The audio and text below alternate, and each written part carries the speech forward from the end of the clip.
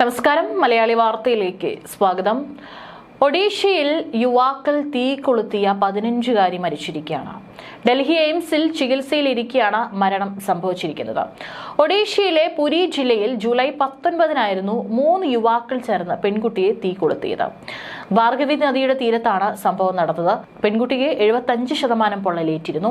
ഉടൻ തന്നെ Pipili community health സെന്ററിൽ പ്രാഥമിക ചികിത്സ നൽകിയ ശേഷം അധികം വൈകാതെ ഭുവനേശ്വറിലെ എയിംസിലേക്ക് മാറ്റുകയായിരുന്നു. ജൂലൈ 20-ന് വിദഗ്ധ ചികിത്സയ്ക്കായി പെൺകുട്ടിയെ ഡൽഹിയിലെ എയിംസിലേക്കും കൊണ്ടുപോവുകയായിരുന്നു. കേസിൽ ആരെയും ഇതുവരെ അറസ്റ്റ് ചെയ്തിട്ടില്ല. ഇതിൽ പ്രതിഷേധം ഉയർന്നിട്ടുണ്ട്. അജ്ഞാതരായ 3 പേർ മകളെ തട്ടിക്കൊണ്ടുപോയി തീ കൊളുത്തിയെന്ന് ആരോപിച്ചാണ് പെൺകുട്ടിയുടെ അമ്മ പോലീസിൽ പരാതി നൽകിയത്. സുഹൃത്തിനെ സന്ദർശിച്ച ശേഷം വീട്ടിലേക്ക് നടന്നു വരുന്നതിനിടയിലാണ് പെൺകുട്ടി ആക്രമിക്കപ്പെട്ടതെന്നാണ് വിവരം. അതേസമയം അന്വേഷണം അവസാന ഘട്ടത്തിലാണെന്നും സമൂഹത്തിൽ ഭിന്നിപ്പുണ്ടാക്കുന്ന രീതിയിലുള്ള പരാമർശങ്ങൾ ഒഴിവാക്കണമെന്നും പോലീസ് അഭ്യർത്ഥിച്ചു. പെൺകുട്ടിയുടെ മരണത്തിൽ അതിയായ ദുഃഖമുണ്ട്. പോലീസ് അങ്ങേയറ്റം ആത്മാർത്ഥതയോടെയാണ് അന്വേഷണം നടത്തുന്നത്. അന്വേഷണം അവസാന ഘട്ടത്തിലെത്തി. സംഭവത്തിൽ കൂടുതൽ പേർക്ക് പങ്കില്ല. അതിനാൽ ഈ വിഷയത്തിൽ സെൻസിറ്റീവായ പരാമർശങ്ങൾ നടത്തരുതെന്ന് ഞങ്ങൾ എല്ലാവരോടും അഭ്യർത്ഥിക്കുന്നു എന്നാണ് ഒഡീഷ പോലീസ് എക്സിൽ കുറിച്ചിരിക്കുന്നത്.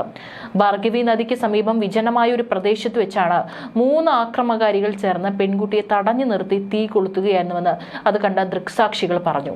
തുടർന്ന് 3 ഓടി രക്ഷപ്പെടുകയായിരുന്നെന്നും പറഞ്ഞു. പെൺകുട്ടിയുടെ അലർച്ചയും പുകയും കണ്ടതിന് പിന്നാലെ സമീപവാസികൾ ഓടിയെത്തി പെൺകുട്ടിയെ കമ്മ്യൂണിറ്റി ഹെൽത്ത് സെന്ററിലേക്ക് എത്തിക്കുകയും തുടർന്ന് ഭുവനേശ്വർ എയിംസിലേക്ക് എത്തിക്കുകയുമായിരുന്നു.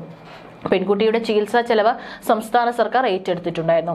കുട്ടിയുടെ കൈകളിലും കാലുകളിലും ശരീരത്തിന്റെ വിവിധ ഭാഗങ്ങളിലും ഗുരുതരമായ പൊള്ളലേറ്റിട്ടാണ് ആശുപത്രിയിൽ എത്തിച്ചത്. വ്യക്തിപരമായ പക കുട്ടിയോട് ആർക്കുമില്ലെന്നാണ് കുടുംബം അറിയിക്കുന്നത്. കുറ്റവാളികളെ കണ്ടെത്താൻ അന്വേഷണം ഊർജിതമാക്കിയതായി പോലീസ് അറിയിച്ചിട്ടുണ്ട്. ഇപ്പോഴും കുറ്റവാളികളെ പിടികൂടിയോ എന്നുള്ളതിൽ ഒരു ഉത്തരവും പോലീസ് നൽകുന്നില്ല. പെൺകുട്ടി മരിച്ചതോടുകൂടി പ്രതിഷേധം ആളിക്കത്തുകയാണ്. 3 പേർ ചേർന്നാണ് എന്തായാലും പെൺകുട്ടിയെ കൊലപ്പെടുത്തിയിരിക്കുന്നത് എന്നുള്ളതാണ്. ഇനി എന്താണ് കാരണം അത് എന്നുള്ളതൊക്കെ പോലീസ് ഇവരെ കണ്ടെത്തിക്കഴിഞ്ഞ് ചോദ്യം ചെയ്താൽ മാത്രമേ മനസ്സിലാവുകയുള്ളൂ.